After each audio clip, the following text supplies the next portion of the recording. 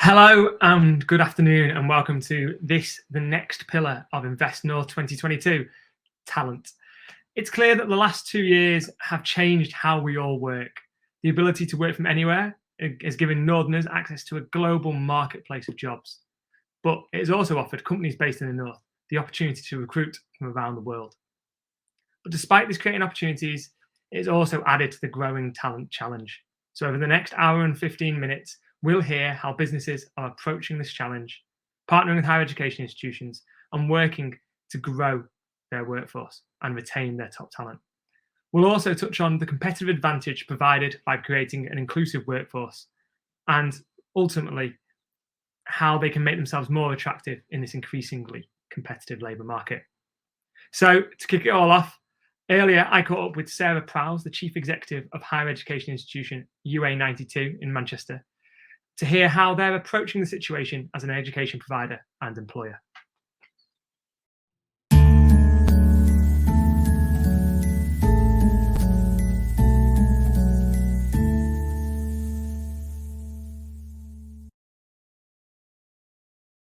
Thank you for joining me, Sara. I guess the first thing we need to talk about as we're sat in a panel or in a session focused on the war on talent is, well, talent and the fact that the North is experiencing a new global marketplace post-pandemic. People here can now work anywhere in the world, and equally anyone in the world can work for businesses in the North.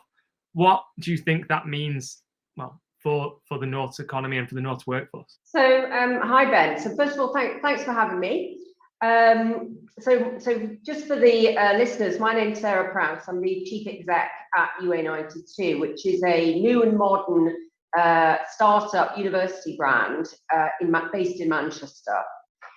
So I think it's a great topic, this, and I have to say I have never known the labour market be as hot as it is at the moment.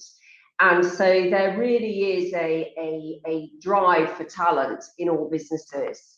And I've actually got two perspectives on this, because we are an employer, but we're also an educator. And so we are part of the solution as well in terms of providing a pipeline of talent. So for me, in terms of an employer, my perspective on this is I actually think it's a great thing that people are a real focus at the moment in businesses, because people should be, and colleagues should be, the crown jewels of all businesses. And I think it's a good thing that businesses are having to really focus on how they attract and retain their staff. And so we are in the process, we are having to do that, because as I said, the market is so hot at the moment. And then from an educator point of view, I'm actually really excited for our students, because we've got our first year graduating this summer. And so they're graduating into a market where the power has moved to the candidate and to the employee. And I think that's a really golden opportunity for a new graduate coming into the market.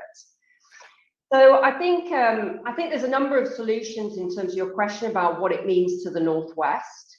And I think there's a number of answers. So I think the biggest thing for me is bridging the gap between education and industry, because education needs to be absolutely future focused to ensure that it is producing the graduates for the jobs for tomorrow. And here at UA92, we work with over 30 different industry partners, and we are very future focused with them. So all of our partners, and I'll give you some of the big partners, people like Microsoft, TalkTalk, KPMG, Man United. We work with them to co-develop curriculum and content to make sure that what we're actually teaching our young learners is modern, is relevant, and it's absolutely what the industry wants in terms of the graduates to know and have experience in. And then we also work with our industry partners to ensure that they create huge engagement opportunities for our students around insight days, placements, internships, projects. They do guest lectures, and all of that is to give our students experience in real life working environments, so that the students are work ready. That's always an interesting challenge, isn't it? Because the world of work is constantly evolving, and we've seen it particularly over the last 2 years. A shift to digitization that was already on track, but perhaps was accelerated by the pandemic. Has that shaped how UA92 and your focus with your students to drive that? How do you evolve your offering to make sure it's meeting that need of industry? Yeah, so I think as you say, I think the shift in skills is not new. We've experienced that the last 10, 15 years, but what is new now is the pace at which things are shifting. And certainly I think the pandemic has really been a catalyst for digital transformation. And in turn, it's exposed the nature of the digital skills gap, particularly in the north. So if I look at Manchester is the biggest tech hub with the largest tech and creative businesses outside of London. And yet the region's got a real problem in terms of meeting the skills demand. So really it's working with our partners to say to them, where are the shortfalls? Where do you have the skills gaps?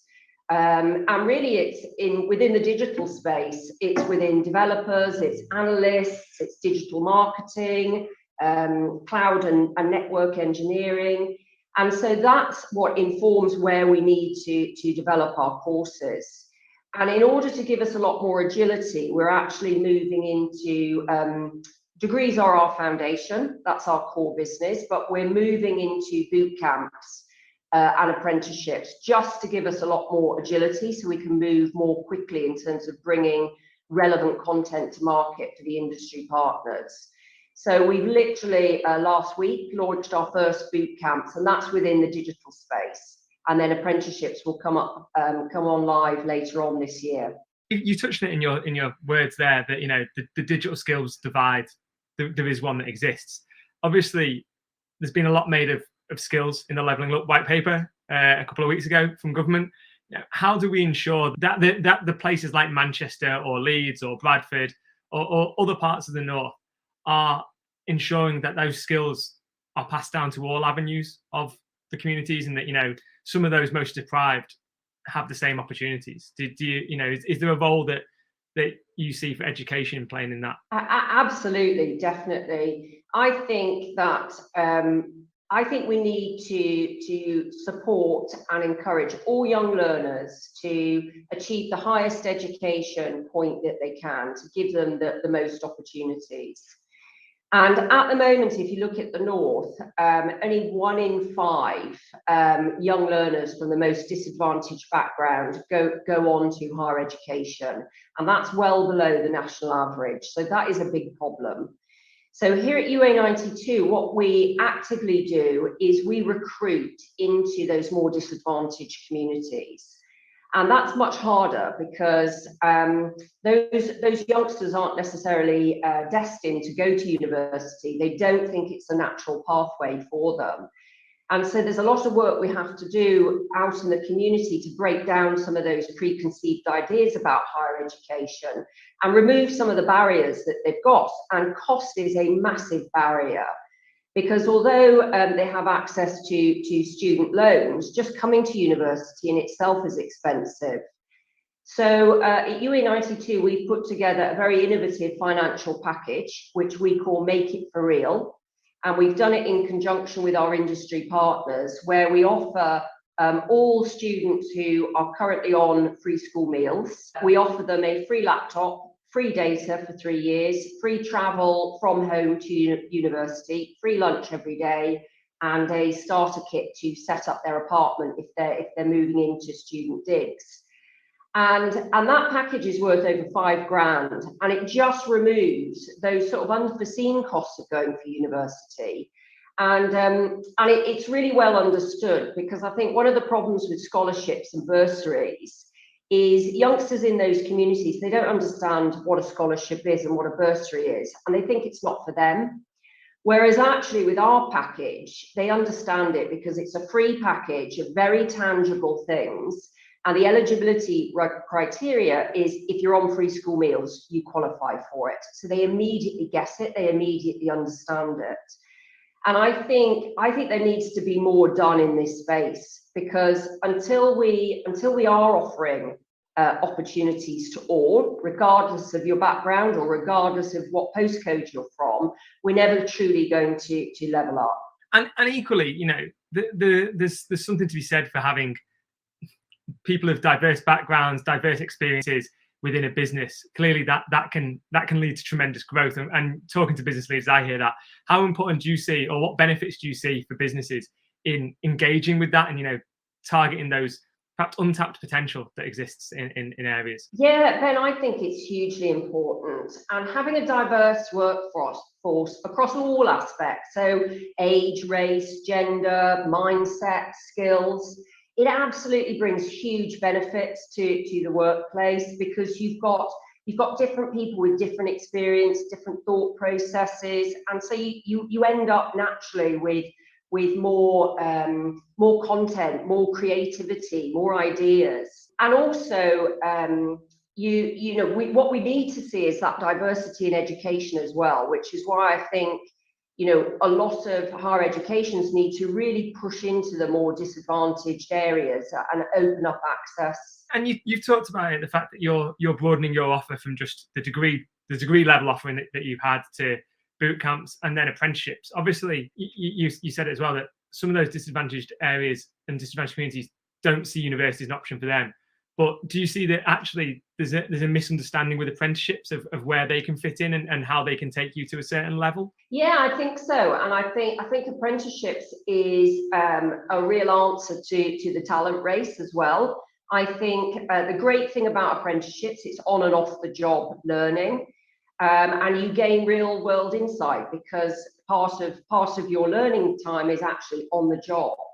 And in turn, organisations see that they get a much more loyal employee that's been on an apprenticeship programme. So I think there's huge merit in apprenticeships, and that's absolutely why we're moving into that space.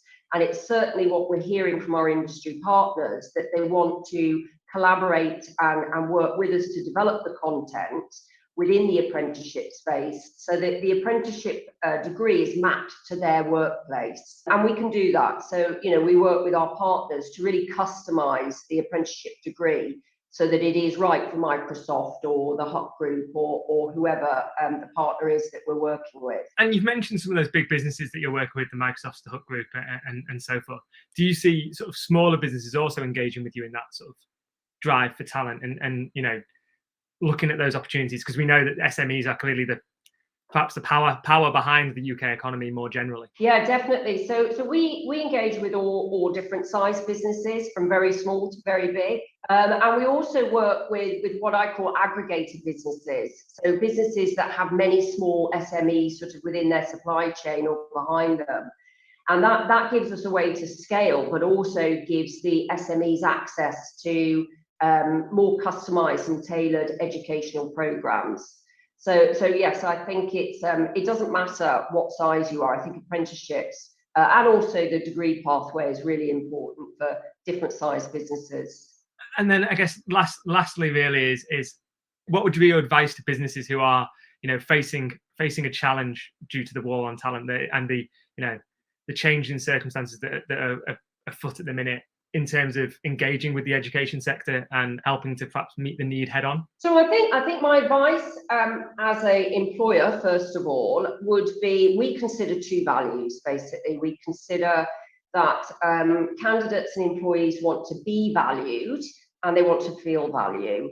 So the being valued is all around the package, the remuneration, the career development, the rewards, and increasingly it's about remote and flexible working, and also a need for well-being. So that's really the sort of value package that we put together to create that being valued. And then the second value that I mentioned is to feel valued, and I think that has become even more important. And that's around a sense of belonging, a sense of engaging with a really positive corporate or business culture, and having a real purpose in your job and really understanding how that purpose contributes. So that would be my advice as an employer. As an educator, I would say to businesses, the more you can engage with education institutes, the more you can drive the curriculum. You can have a say in what you need and what you want in the workplace. And more we've seen our partners really opening up to that and having very close dialogue and being very motivated by the fact that they can actually shape what their graduates are going to look like. So my advice would be collaborate, absolutely collaborate. And in the North, we're great at doing that. So that should be nice and easy. And in the North, we're great at making things happen. So literally just collaborate with a higher education institute that is near you. And you'll find that there is a benefit in terms of that relationship to be had. And then I guess, sorry, just picking up on that point, you mentioned a higher education establishment that's near to you. Do you actually find that, you work with employers across the North per se, or are you still very focused on that sort of Northwestern Manchester market? Yeah, so we're quite focused on the Greater Manchester area because that's mostly where our students come from. So about 70% of our student base are Greater Manchester. But as we're growing, and we're only 3 years old at the moment, as we're growing, we're starting to reach out into other areas in the North. So we're starting to reach to the Northeast as well. So our network is becoming ever bigger, and we're starting to talk to businesses on the East as well. So we are expanding and sort of moving as we're growing, really. No, that's fantastic, and it feels like you've summed up there perhaps how we deal with one of those big challenges of talent. It is about engagement and collaboration and making sure that we all work together with a shared goal in sight. So thank you very much for your time, Sarah.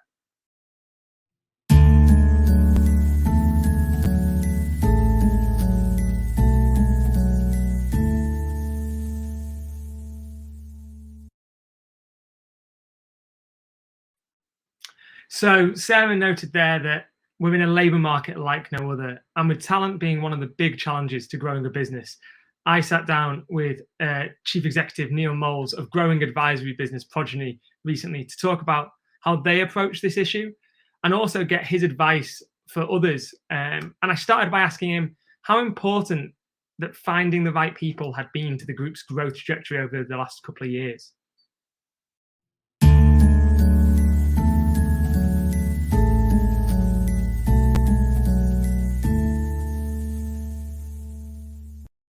Well, we work in professional services, so fundamentally all of our assets walk out of the door at 5 o'clock every night, and we have to get them to come back in, or they turn the screen off these days.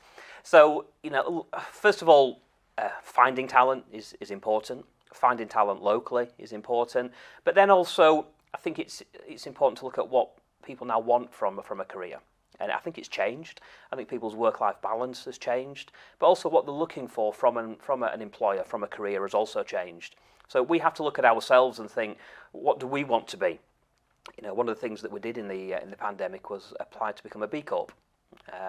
Recognising that as a business we need to set out where we want to be and the standards we want to adhere to in terms of the environment and in terms of governance. So it's absolutely vital to our continued success that we can attract and retain the right people. And whether that is different reward packages, shaping the business so it becomes more appealing to the next generation, and just investing in people fundamentally is what we're doing now. I think throughout the pandemic we've recruited over 100 people. Some of those people we've never met. I don't know how tall they are. It's a very simple thing, isn't it? And so we've gone through a challenge of recruiting people where they could come into offices and sit in studios like this to people that we've only ever seen on a screen. So how do you breed, how do you bake a culture that allows them to be included in the business?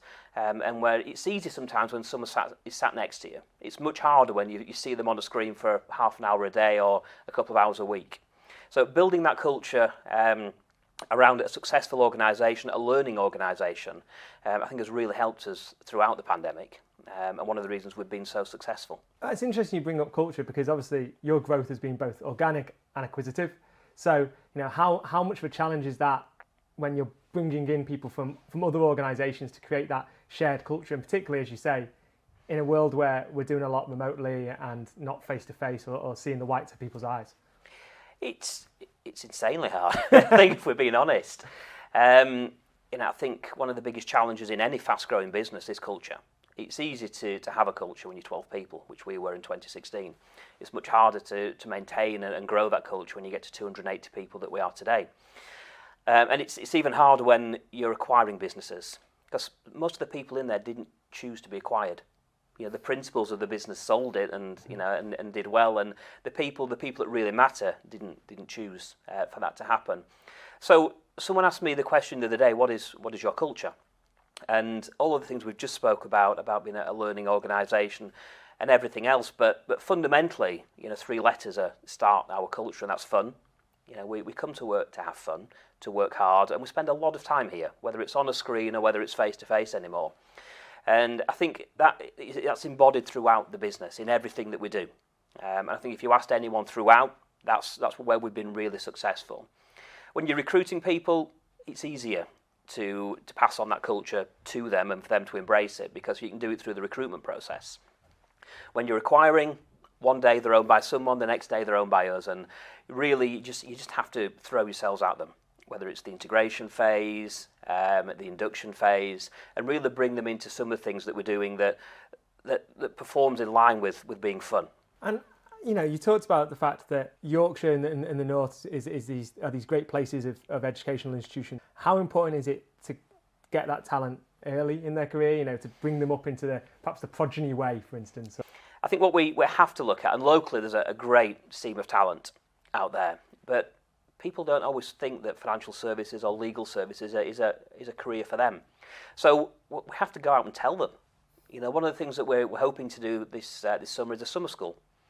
So launched by our head of the academy, Sara, who I think is talking later. We're inviting children from local schools to come in for a couple of weeks and find out about the business, find out about the profession, and see if it's something they want to do. So I think you have to just think more outside the box. I think you have to go and search for it. Everyone's keen to knock on the doors of universities, but that's not always the answer. Sometimes you've got to capture someone's sort of heart and mind a lot younger and turn them on to the fact that they want to become a financial planner or a lawyer or a tax advisor.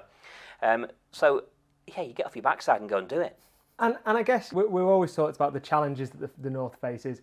The one that everyone talks about firstly is always transport. But actually, in terms of untapped potential, how important is the talent and the young populations in places like Bradford that we know are sort of there to potentially delivering that economic growth that you think the North can achieve? Look, I think 20 minutes on a train time difference is ridiculous. I don't think anyone really needs to worry about that. I think we need to focus on people here and not worry about levelling up or anything else. I think we create our own opportunities, and the North always has. We need to get better at shouting about it and telling the global audience that we've got Bradford, it's got some amazing talent, we've got Leeds, we've got Manchester and various other areas, but we don't shout about it well enough, I don't believe, in what we do. In terms of how we engage that talent and how we bring it into businesses, we just have to give them the belief that Leeds is one of the fastest growing centres in the country again, as is Manchester. This is a place where you want to work, and you don't have to go and see the bright lights of London and various other places. Everything that you want to do can be done here. So again, it's sending out the message, but you go and speak to the school children, speak to the universities and do so. And I think be more positive. I think as we're always, to me anyway, it seems like we're always the poor relation to London, but we're not, because we've got green grass out there, which is what everyone wants right now. No one wants to live in the centre of London, right? So we've got so many things on our doorstep, some things that we can be proud of, and as a community, as a region, we've got so much opportunity for growth because of that. And I think now more than ever, we can attract the talent to these regions. You've said the growth trajectory. You've gone from a team of sort of 12 upwards to, multiple offices, multiples of 12 comfortably. What tips would you give to any of those businesses that are starting, looking at their growth trajectory, planning for the next 5 years, or perhaps feeling hamstrung by talent in terms of that's restricting how they can approach their growth? So I think most businesses grow not by design but by accident, in a strange way. That's just how it starts. You get someone with a great idea and people move towards it, and then the business expands. One thing we always wanted to do was, first of all, make sure we had a strong capital base. As with any house, you need strong foundations before you start building it. Okay, we built quite a big house in that time. But then build out the infrastructure to make sure that, and we've always looked at, even when we were smaller back then, that the business had the infrastructure to be capable of being at least twice its size. So we were always future planning. And in doing so, we were thinking about the talent that we needed to bring into Progeny to allow that to happen. And even now, when we look at the scale we've got to, which is not grand by any means of imagination, and where we want to be on this journey, we're constantly rebuilding that infrastructure and thinking, right, if we're going to be that big and that size in these areas of the UK, what talent we're going to need, and start to plan and get ahead of where you want to be. And people talk about business plans. I think it's hard when you're smaller because you do kind of grow by accident. So I think taking a step back, there's a lot of good mentoring programs out there as well. And that's not trying to be patronising. I think people can learn from people that have done it. And whether it's scaled a business or sold a business or bought a business, I think go and find and talk to someone who's done it, and find your one person that you get on with who can help you on that path and that journey. And going back to an earlier point, we talked on culture and on personality, and you put in fun at the front of the workplace. I guess, when you're trying to attract the next generation of talent, how do you approach that differently? Because certainly the way that they're going to learn and the way they want to learn, or the companies they want to work for, isn't the same as perhaps the older generations. The thing that's always frustrated me about growing businesses, or any business, is this glass ceiling. So, you take people on a career path and you get them to a certain level, and it's like, I'm sorry, you've got to wait for someone to leave before you can have that promotion or something else. Well, no, frankly, it's the board's job and responsibility to grow a business. So if we're not growing it, we're not doing our jobs properly. And that's the plan, that's the goal that we've set ourselves. So we've always created that opportunity mindset that if you're good enough and you get there, you'll move on and to the next part of Progeny. And that's just a different way of thinking to most businesses. You're right, that dead man's shoes philosophy is very challenging. And as you say, you see a lot of the grey matter leaving the business because they hit that glass ceiling. So about keeping the young blood in and not losing that talent, because that feels like that's the biggest loss to the economy. I think you have to think about the talent, first of all. I think you have to think about the young people of today that don't just want one role in life. They don't just want to be a lawyer forever. They want to have 12 experiences in life, so I'm told. So create opportunity that's different. We've got people moving from compliance to marketing within the business. So to show that there are different career paths that you can take within your business, and it's not just once you're on that track, you have to stay on it forever. Otherwise, you need to leave to go and do something else. So create a multitude of different opportunities throughout the business, and then prove to people that you're growing. In a controlled fashion, in a safe way, but prove to people that you are growing to generate new opportunities at a new scale that it means that they don't have to go anywhere else.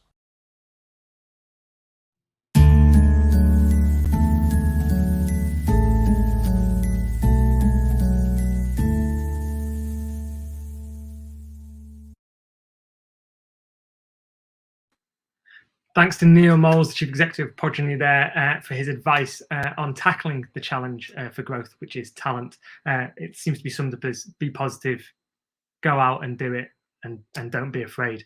But as we look forward, I'm going to bring forward my panel, which is going to look at how businesses can attract that talent and retain it, and how they need to do things differently in this ever growing competitive marketplace. So I'd like to welcome all my panelists to the stage now, please. Fantastic, full house. So we'll get underway. And my first question is, we've heard about the challenge which securing talent can pose to growth. Can each of you introduce yourselves and explain what you think businesses can do or should be doing now in order to both stand out when looking to attract talent and also to retain it? And I'm going to start with Annette, because she's in my corner next to me. Hi, so my name is Annette Joseph. I am founder and CEO of Diverse and Equal. So what we do, we upskill people, talented people from diverse backgrounds for crucial roles in tech, while also working with businesses to help them understand the tangible business benefits of diversity, and then helping them to create organizations where that diversity they can realize those benefits. So in terms of the question, how should they be getting talent? I think the focus could be more on retention rather than recruitment. So we specialize in tech roles, and let's face it, all businesses are tech businesses these days. And there is a dearth of talent at the moment. Like, it is so difficult for people to recruit. So instead of focusing on the same small pool of recruitment, why not retrain? Why not upskill? Why not look within your entry-level, mid-level roles and retrain those people so that they can bring value and add innovation to your business? Fantastic. Same question to Sarika and then Rebecca, please. Hi, Ben. So I am Head of Training and Competence at Progeny Group. I think Progeny as a business, it's I've never worked anywhere kind of like. Oh, we've just lost your audio, Sarika. Nope, can't hear you. I'll go to Ian while we attempt to solve that technical glitch. Ian, same question to you. Hi, good afternoon, Ben. So I'm Ian Turner. I'm the talent director at TalkTalks. We're the value provider of sort of fibre connectivity across the UK. And it's a great question, really, because it's the cornerstone of my role here at TalkTalk. And I suppose if I split it into the two different areas, I think from an attraction perspective, for me, it's all around the employer brand. So it's around, what do people say and feel when they talk about you as an employer? And there are some critical areas in this space that everybody should really focus on. So, what's your approach to flexible working? What's your approach to the environment and social aspects of your employment brand as well, as well as things like diversity and inclusion, which are super crucial for us. I think on your VT before, the gentleman kind of mentioned that we shouldn't be shy about this. We should be out there singing around and shouting around our employer brands. And we've all got to get better about doing that and where we live in the North as well. And then really from a retention, number one, you've got to live and breathe your employer brand, first and foremost, I believe. But for us, what's been really crucial is having a formal talent strategy. So do you have a mechanism to be able to really proactively identify your great talent and mobilize them around your organization and provide that career journey? Because the simple fact is, if you don't know who your great talent are, then you can bet that your competition do, and they'll be after those people. So for me, it's around really making sure that you can provide that true career for people at your place. Fantastic. Sarika, I think we've got you back, so let's go for it.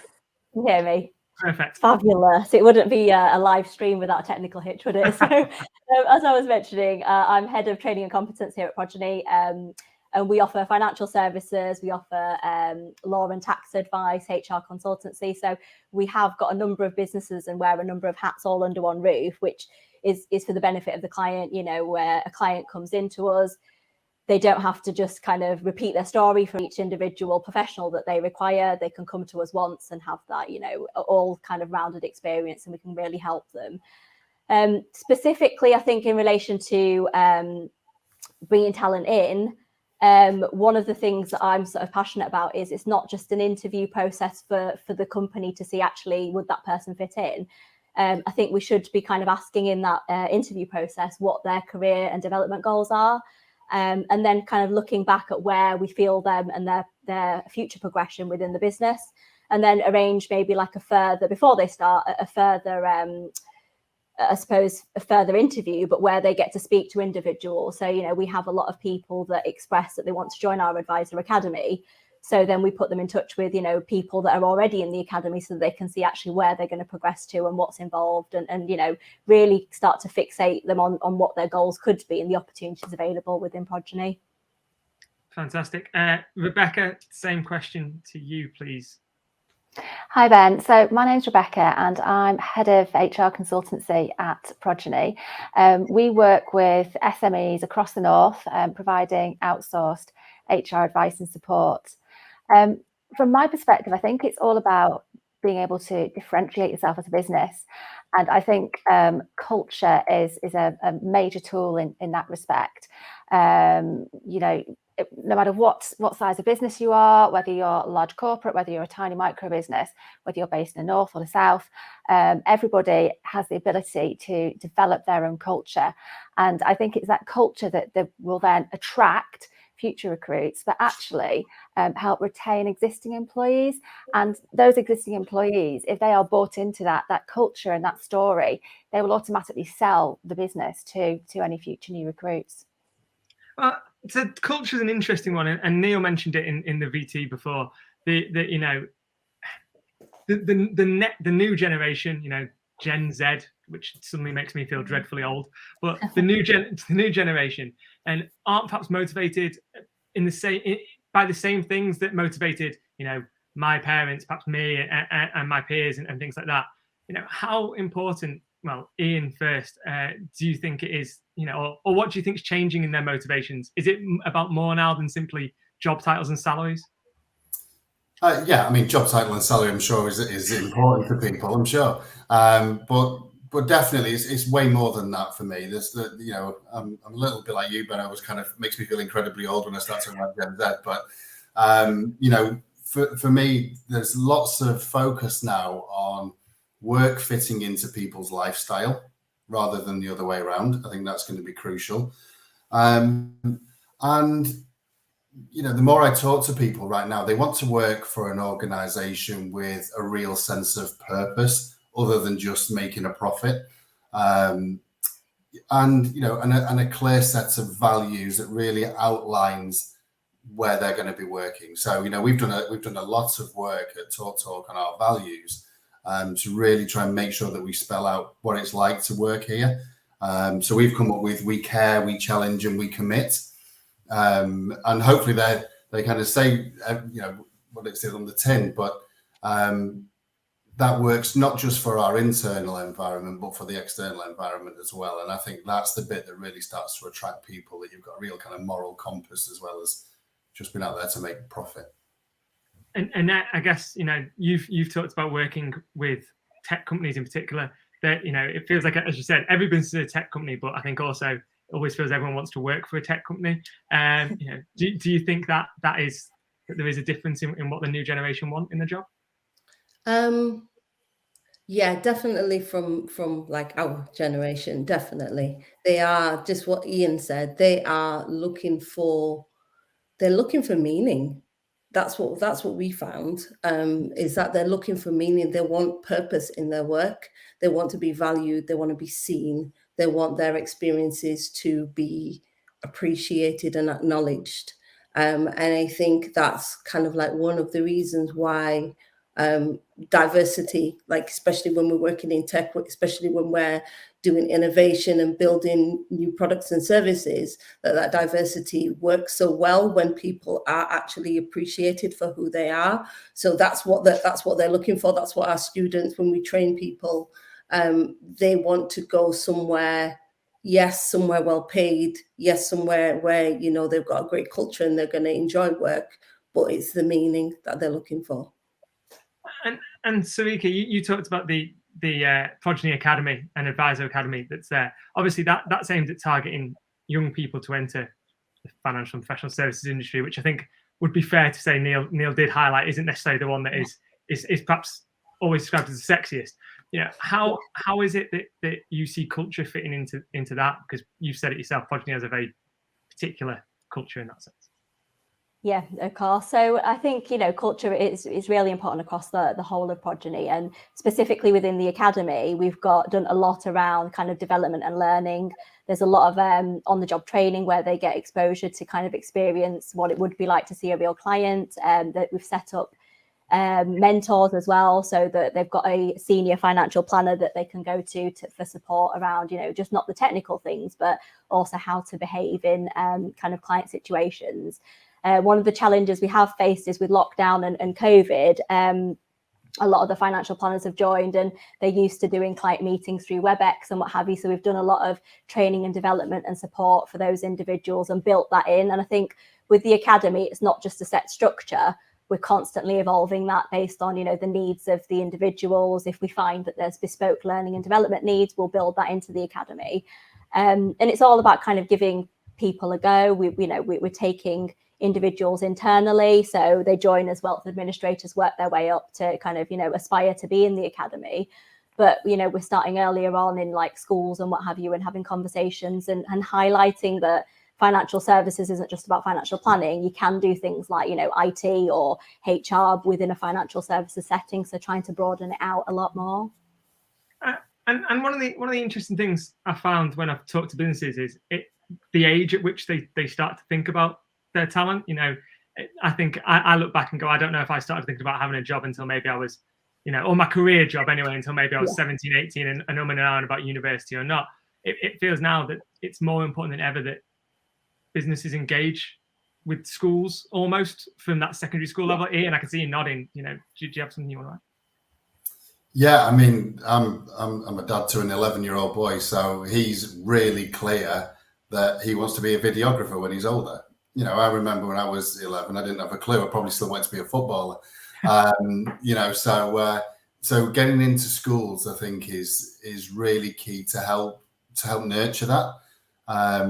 It also helps us to kind of help people who aren't really sure yet. So, I'm in a tech space as well as a net, and we're trying to do an awful lot of work at the moment with young girls in schools to really start to consider STEM subjects and careers in tech, and really start to get to those people at that age. Because you're right, they are starting to think about it already by that point. And Rebecca, a question that for you first from the audience, from a lady called Jenny. How can businesses in the North compete with companies based, well, in this case, she's saying in the capital, offering London salaries and remote working and everything else in this whole new world where we're not competing just with the companies in our district, but actually globally? For me, I don't think it boils down to actually geographical location. I think going back to what we were speaking about previously and what Neil mentioned as well in the video, it's all about differentiating yourself by other means, not just a big salary or wacky perks or trying to outdo yourself, because they will come and go, sort of trends will come and go. And as I said before as well, different organizations may not have the same resources or the same budgets to be able to compete in that area. And also as well, perks are very easy to replicate. What can't be replicated so easily is that uniqueness of your culture. And I think it's very important that culture comes from the top. And I also think it's very important that it's authentic and genuine. And I think that if you've got that, and if your employees are bought into that and engaged with that, that is going to be what makes your company stand out. If you can tell your story and your employees can tell your story, I think that's what'll make you stand out, regardless of where you are in the country or even in the world. That's aside from obviously all the technological changes that we've experienced over the past couple of years, which actually means that we've now got a massive talent pool to access, really, nationally or even internationally in some cases.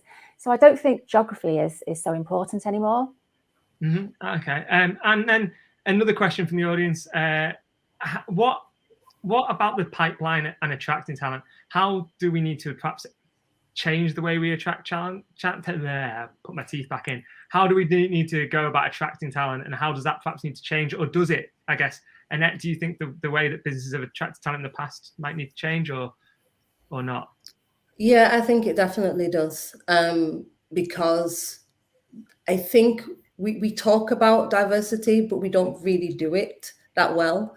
And in order for us to be successful businesses, it's actually a business risk, especially in tech, to build products and services that are homogenous.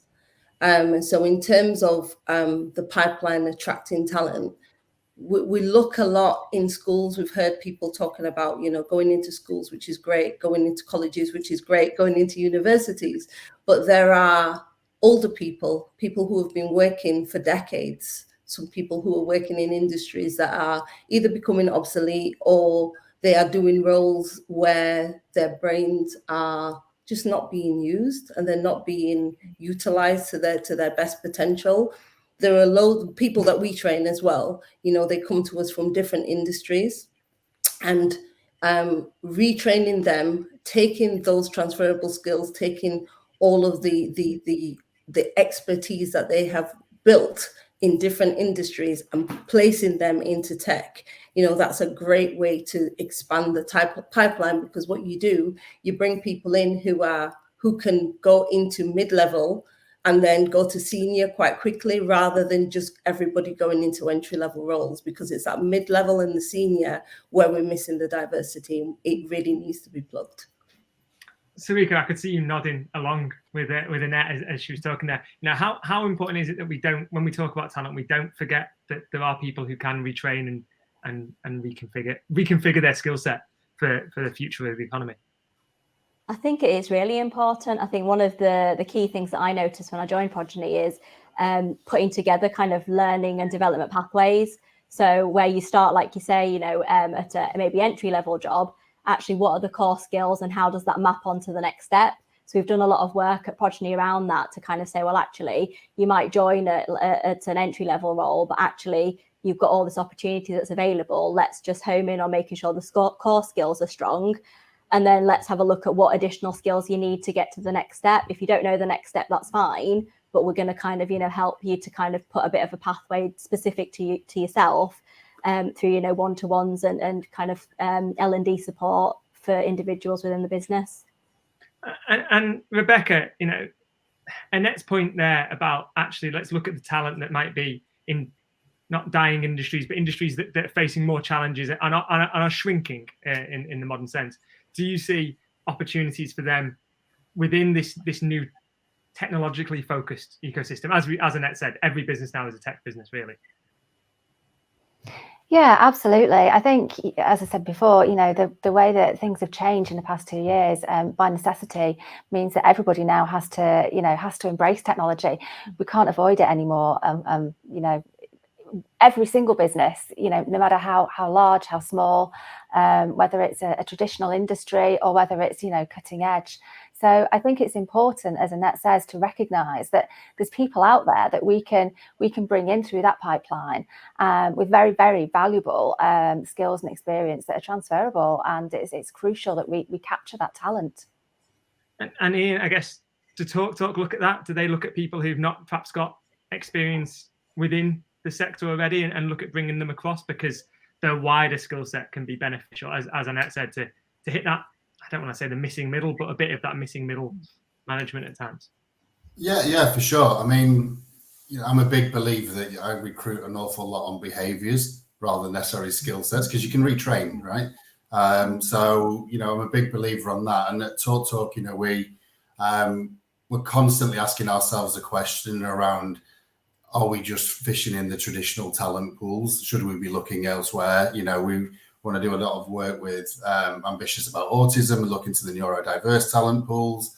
We're starting to look into things like ex-offenders, ex-military, care leavers, all of these things where actually there are potentially pockets of brilliant people that just maybe aren't front and center of people's minds. So we've got to start to fish in those different talent pools as well, for sure. And one of the things that I would probably say is you've always got to go to where people are now as well. So, we've set up things like our own Instagram channels to try and attract people. We use our networks like our Talk Pride network and our Empower BAME network and things like this, just to make sure that we're visible and we're connecting with the communities that we want to attract, as well as actually sort of proactively going out there and fishing in these different talent pools.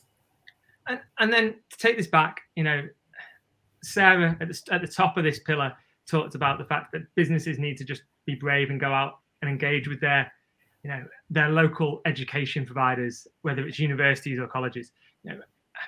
How do you ensure that the talent that's coming out of those is, and for want of a better phrase, fit for purpose? Because we know that sometimes courses don't necessarily map directly onto that business picture or that actually industry scope, that's going on. How important is it that we get the industry goes out there and shapes that? And I'm going to go to Ian because you're nodding at me, so you made a move. I made a move, sorry. I mean, it's critical. I said before, we're all fishing in the same talent pond, really, at the end of the day. So we've got to make it sustainable, and working with local universities, local educational providers is really key. I know you had Sara Prowse on before from UA92. We work very closely with them. We work very closely with Salford University, as well as and Manchester University, as well as schools. And the critical thing for me on there is the world of work is changing rapidly and it's very agile. So how do you help the education providers keep pace. So we work very closely with them on the curriculum design and providing work opportunities, placements, projects for the students to work on, so they get that ready for work piece. And I touched on this a second or two ago, but one of the things we're really keen on as part of this ready to work piece is not just the academic skills, but the behaviours. So have they got a growth mindset? Are they resilient? Are they critical thinking? Can they stay current when they're in the world of work? And have they got those behaviours that help them? So helping to round well-rounded individuals as well as just great academic people, I think, is really key for businesses to work with education providers on. And Sarika, Neil mentioned earlier the idea of this summer school that you're doing to target young people. I guess, how do you see that as working with those education providers and helping to meet the needs of both Progeny moving forward, but also the wider northern employee base? What I found was, that idea kind of came from me going into kind of secondary schools, because we realised that that's kind of the age where individuals are picking, their career, picking what they want to do at university. So it was really important that we kind of, specifically from a financial services point of view, just kind of put that on the map, and what was really important is that, where traditionally you go and see a careers advisor, for me specifically, and why I started to engage with a lot of the schools, is because if financial services was never really an option, you kind of got your solicitors, your lawyers, all of those professional services as careers, but not so much financial services. So I started to engage with schools, and then the idea kind of came from there, that actually, why don't we kind of look for, a week and a half where they come to visit Progeny. It's a structured program, and they get a taste of everything that we do here, a bit of work life, the behaviours and the professionalism you need to retain at work, but also, a flavour of what we do and a day-to-day under kind of all of our different areas of the group. Fantastic. And as we're approaching the end of the session, I've got to get the important question out there. I'm going to ask you all for a tip, or for two tips. One for businesses that are looking to engage their current employees. How should they be going about doing that? One about how can they look at the potential, the next generation, the future, the people who are going to be doing all of our jobs in probably mine in 48 hours after my showing at this event. But no. So I'll start with Rebecca first. So in terms of engaging current employees, I think it all comes down to communication. Communication is absolutely key, and it's the key to engagement. And without sounding like a broken record, I think, if you've got employees who are fully brought into your business and are happy to tell your story, that will also help attract future employees.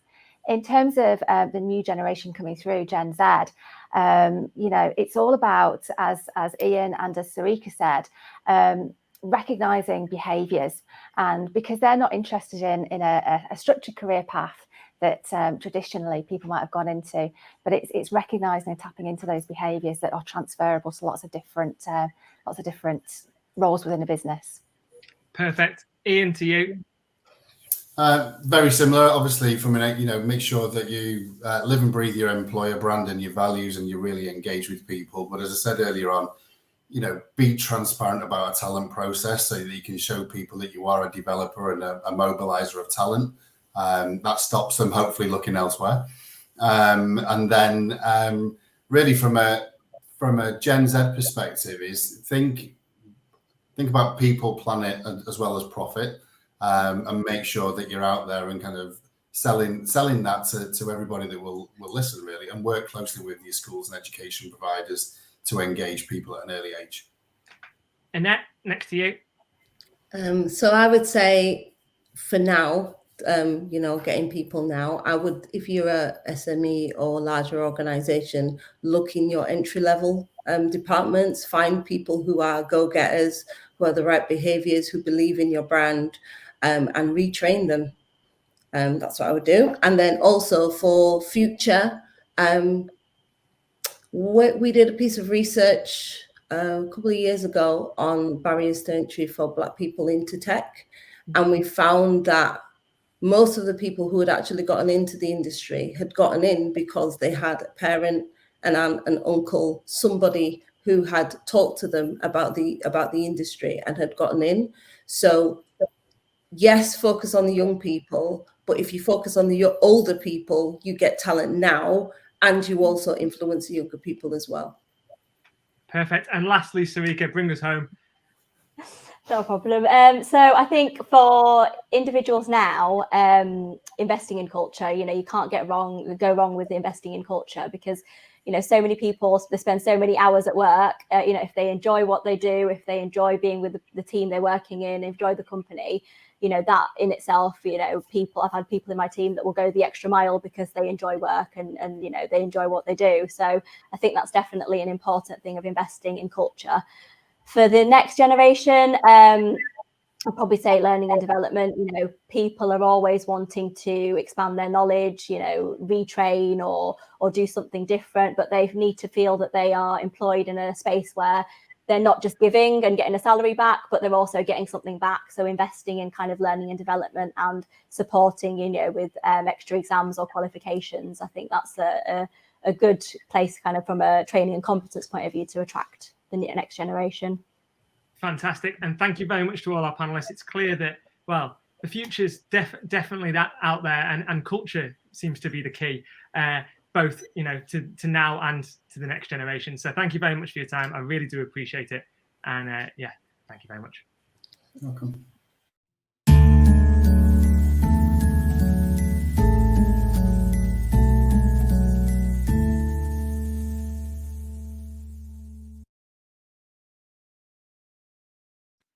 Next up, and continuing the theme and topic of talent, and actually picking up some of the points that were just discussed in the previous panel, I'm delighted to welcome a panel that is going to look at why inclusivity should be at the forefront of all businesses when looking at their people. Spoiler alert, it can give you a competitive advantage. So I would like to welcome my panelists to the stage. See, I love it when a plan comes together. So my first question to all of you would be, can you introduce yourselves, but then also share why you think it's important to build an inclusive workforce, and whether you think it can give that competitive advantage that I seem to believe it can. And I'm going to start with Anna, please. Okay. Picked on first. Brilliant. Thanks, Ben. Afternoon, everybody. Well, I like going first because it means that I get to use all the good words and then everyone else is scrambling for ideas afterwards. So hi, I'm Anna. I am co-founder of the Data Shed. We're based in Leeds and we've got about a team of 60 over here. We work with lots of different clients, helping them understand what data they have and how to use it to drive insight and better decision making. And I think from my perspective, diversity is and inclusion is incredibly important, because data is people and patterns of behaviour. And if you're looking at those patterns of behaviour and that data all through the lens of a very single type of person with the same background and the same lived experiences, you're all going to look at it in the same way. And if you don't have lots of different minds and different thoughts and different backgrounds on a problem, you're only going to come up with the same solution. And really what it's about is collaboration and come up with lots of different ideas so that we can solve problems in a better way. So for us personally, that's why diversity and inclusion is better. And I think everyone looking the same and acting the same is really boring. So it's a lot more fun when there's a different mix of people around. That might be my favourite line of the day. Isabel, I'll go to you next. Hi there. Yeah, my name's Isabel. I'm with Robert Walters, who are a global professional services recruitment firm. I've been with the business over 10 years now, so I've seen this whole topic become more and more important, and a bit of a miracle in recruitment terms to be there over 10 years. But it's particularly for us both as a recruiter, but also internally, we've got to really think about what we're doing as a business and what we're telling our clients. We've done a lot of research on the importance of D&I and everything around the inclusive workforce. And what we have found, there's the obvious bits that that we've already mentioned about new ideas and fresh viewpoints, but also at the moment in a recruitment sense, it's so difficult getting good people on board, which I'm sure everybody's seen. And retention, we've done a few surveys on this, but we did a big one in 2020. And your retention levels are going to be 5 times better if you employ a very inclusive workforce, and if that is known, particularly among the Gen Zs and the millennials, that is so important. And if you bear in mind that the cost of a hire for a specialist role is, going to be upwards of 10 grand potentially for your business, retention is more and more important. And it's a fairly simple way of making sure that you're keeping your best people within the business, and particularly attracting those more junior people as well. So more crucial now than ever in this crazy market. Fantastic. And Esther, to you. Yes, thank you, Ben. My name is Esther Tieken. I'm the COO of the Institute of Directors and also a board member. And really, really good to be here. I mean, like, I can't, confirm any better than what Anna and Isabel have said. Diversity is extremely important. We know that. We've seen it from many researchers that have shown that if you have an inclusive workforce and an inclusive company, you represent the proper society. You have to represent what's out there. And we know that any company that has a higher diversity level, they are more successful. They're not only more financially successful, but they also have a stronger brand. The brand reputation is stronger, and they will keep the recruitment and the retention of the top talent. So, I can't emphasize it more than, why don't we have a proper representation of the society and of the world around us within the companies too? And one of the things that I'm really interested in, is something that Annette picked up on earlier in the last session, was that, there are more routes into the world of work in a sense than ever before, but actually it shouldn't just be routes for young people. Now, how important do you think it is to make sure that when we're talking about being inclusive and diversity, we look at it from the full spectrum, so that includes age, gender, ethnic background, and everything else, that crucial part. And what opportunities do you see for perhaps older people who are looking at new, for a new career challenge, should I say?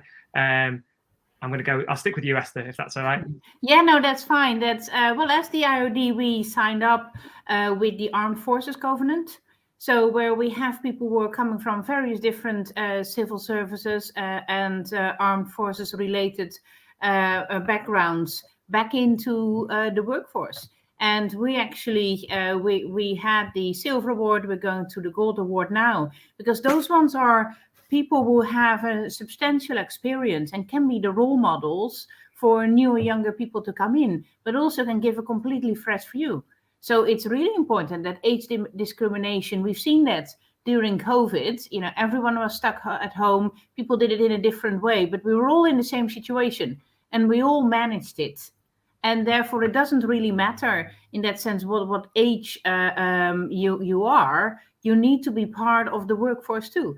And it's important for young people to come, but it's definitely important for young people to have the mentors, to have the role models within your organization, and you have them with the reintegrating people. I will be honest, I wouldn't be able to do it only with younger people. I wouldn't be able to do it only with people of my age or older. It is a proper mix, because that's the proper mix you have in any families. That is the proper mix that you have in any organizations and societies. So why not at the workforce too? Fantastic point there. And I guess then the other one to that is, we've seen a lot of pushes for things like the Kickstart scheme, and Sara earlier from UA92 mentioned the opportunity that apprenticeships provide in targeting perhaps those groups that, I guess in some cases, Anna, wouldn't consider a career in tech. Like how important has that been for the data shed in getting into those demographics? So we've had less success with Kickstarter and apprenticeships, but we're seeing a lot of real benefit from boot camps. So these kind of short, sharp learning opportunities for people to learn to code and retrain in 3 to 6 months. Literally, this is hot off the press. Yesterday, we spent a whole day interviewing the latest cohort from Generation for our brand new Data Shed Academy, which starts in about 3 weeks. So the idea really is that we can bring in new talent to the tech industry who've had a bit of a very sharp learning experience, but then we can ease them into life as an engineer at the data shed with a structured program as we bring them in and then get them out and working on clients. So we're really excited about that, and I think for us it's a really great opportunity to bring people into the sector, particularly through generation who have that as their goal, is to kind of reach out into communities who wouldn't necessarily always have access to those kinds of learning experiences. That's their goal. So we're working with them to really hopefully reach out into communities who wouldn't necessarily get through the standard recruitment channels that we're seeing at the moment. So yeah, we're looking forward to that. But we've really struggled, I think, to really work out how we leverage the apprenticeship side of things. We've got a couple of our senior leaders on an apprenticeship, level 6 apprenticeship at Leeds University, which is great. But I'd like to see more opportunities from a tech perspective if we can. Mm-hmm. And Isabel, obviously, you've said that D&I is a hot topic in general, but obviously working with the community, the professional communities that you work with, how do you try and help them target into those audiences that perhaps don't consider it? Yeah, I think it's a very kind of key question for us, because I think professional services, and we're talking kind of accountants, lawyers, and tech more so nowadays, but traditionally, certainly when I started, a lot of it was based on what university did you go to, where did you do your study? It was so backward. So it's a big thing for us. And I think there's a lot is spoken about on the kind of D&I point. There's a lot that's spoken about whether it's gender or race or sexual orientation, etc. But there's not so much that's been talked about from a social mobility point of view. And I think that's been a big thing we've noticed, that if you went to a FTSE board, and there's this big push on how many women are there, etc., but how many of them have grown up in an underprivileged background and have come from social housing or what have you. So it's been a big thing that we're trying to, again, educate people internally, but also our clients. I think internally, I've been around for ages, and I've seen some of the best recruiters I've ever seen start from school leaver level. They've come in at sort of 16 to do work experience, and then we've trained them up, and I've seen some of them move over to one of our offices in Australia, who's now a director at a ridiculous age, 24, 25 or something. So we've really nurtured that. And also, I think we've seen, and we're encouraging clients to think a bit differently. So as an example, for accountancy, I recruit a lot in finance and accountancy. Traditionally, you've done the ACA audit in a Big Four environment, but rather we're trying to get clients to think, hang on, can we take someone straight out of school and actually, rather than just send them off to college and be surrounded by another 100 auditors or whatever it is, can we get them internally, and we'll train them up and actually teach them about how business works and actually get them involved straight away. And 9 times out of 10, you get a better accountant at the end of it. So it's just, and I think as well, I mean, Anna will know more about it, but so on the tech side, we've got a dedicated D&I candidate researcher who is focused on diversifying that pool, and she looks a lot to there are coding boot camps. The one she told me about was Code Your Future, which is targeted around refugees, but also those from financially underprivileged backgrounds and things. And there's another boot camp she mentioned, which was targeting working mums, which is obviously a big one for us, and I'm passionately trying to get people back in. So we're doing a lot of it. It's a long journey. I think none of these questions can be answered immediately, but we're getting there, and hopefully we're helping as well. We're able to help our clients. Well, that's it. It's not going to be a solution we solve overnight, but we've all got to be moving forward in the right direction. And I guess one of the things that always interests me is the last 2 years, we've seen a switch to this either working from home or hybrid working or whatever we want to call it. But so much of inclusivity is about that culture that is fostered from the top level, as we heard in the previous session. Esther, we'll go to you first, actually.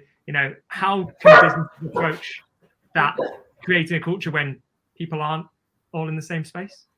Well, we definitely in the IOD changed overnight, as probably the most of the companies, into a virtual way of working. So everybody got Teams straight away. People who didn't have a laptop got a laptop. We made sure that we had weekly catch up with our teams. We had company weekly tea breaks where people dialed in. We also started a buddy system. So everyone within the organization was buddied with somebody else who is not in your own team and who is not working on the same level, so that there were regular catch-up points of how you're doing, is everything okay? Just also general, don't talk about business all the time. I have to say, in 2020, although it sounds strange, but the most fun thing almost of building that culture, because we had also people joining our organization during COVID. And, joining an organization when you only work from home and meet people via Teams is really, I think, really strange, especially for people who are new to the workforce. So we did an online or a virtual Christmas party, where we literally sent via a hamper, we sent a small box where people had either an alcoholic or non-alcoholic version for mixing of a cocktail. And so we had a cocktail shaker doing a show. And then in the meantime, together with a colleague, I was in the building being filmed and talking that through. And it's, it really built that kind of moment together, that we're still in it here together, and we had fun, and we had this kind of virtual Christmas party. But there were a lot of laughs and a lot of, ideas. And people could come dressed up. So people did come dressed up. We did, the various, after that, we did the various charity events like the cancer research, coffee morning. Everything was virtual, but everything also, our marketing team was really active in making sure that you get that color of that month on your screen, making sure that you get the right product sent by mail, making sure that you get it by email. And I think that helped. And as soon as we could, in smaller groups last year, as soon as it kind of limitations reduced a little bit, we had smaller groups coming together, where we gave people vouchers for Christmas lunches. And then now, since it's been lifted, we have scheduled a strategy and an all colleagues day at the end of April.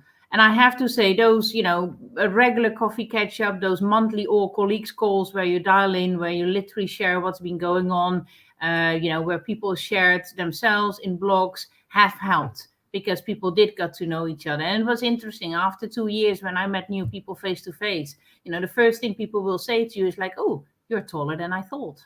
And so I was waiting for the height comment. I was waiting because, let's be honest, we all look the same height. Exactly. Yeah. But Anna, the data shed, the culture of the data shed is one of those things I've always sort of watched from afar and sort of loved, in a sense, the way you care for the shedders. How have you approached it with that sort of having to go remote and then come back together now, I guess?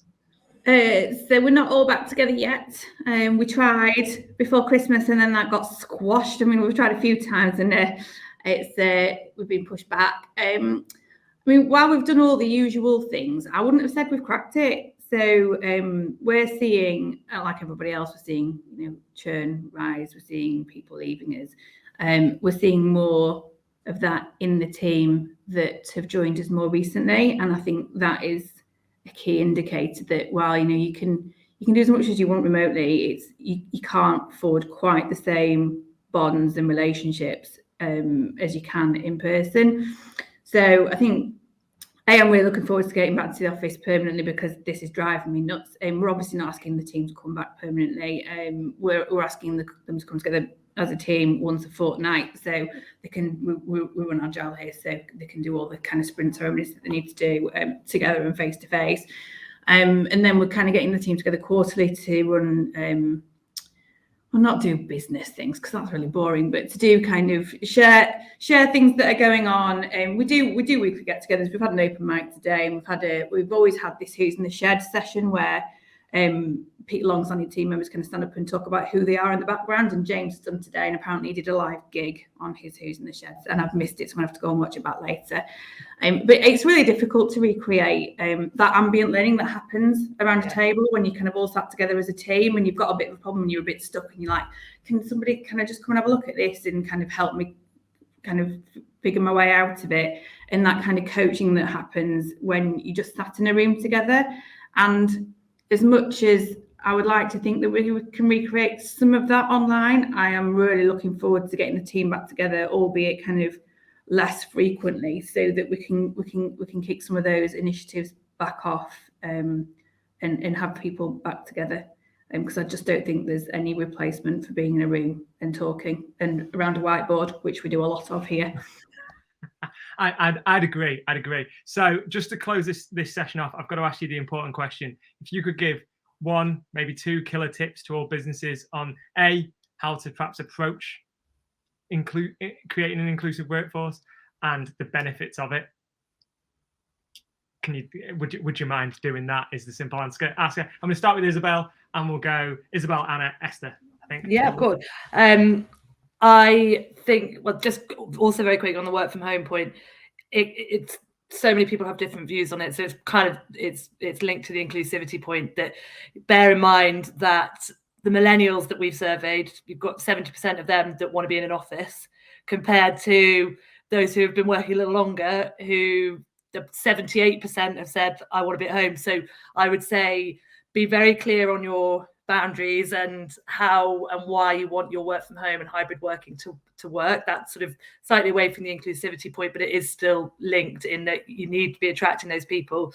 And also on the, I think my biggest point is make sure that the values and the inclusivity and all of that, those things that I think more and more companies are taking note of, make sure it's really shouted about, because I don't think it always is. Certainly in clients that I'm recruiting for, I've really had to dig, right? What is your policy around charity work, or what is your policy around inclusivity, all of this stuff, and they don't lead with it. And for me, I'm sort of saying you've got to, in this market when it's so candidate short, whatever you're trying to recruit, you've really got to lead with what your strategy is.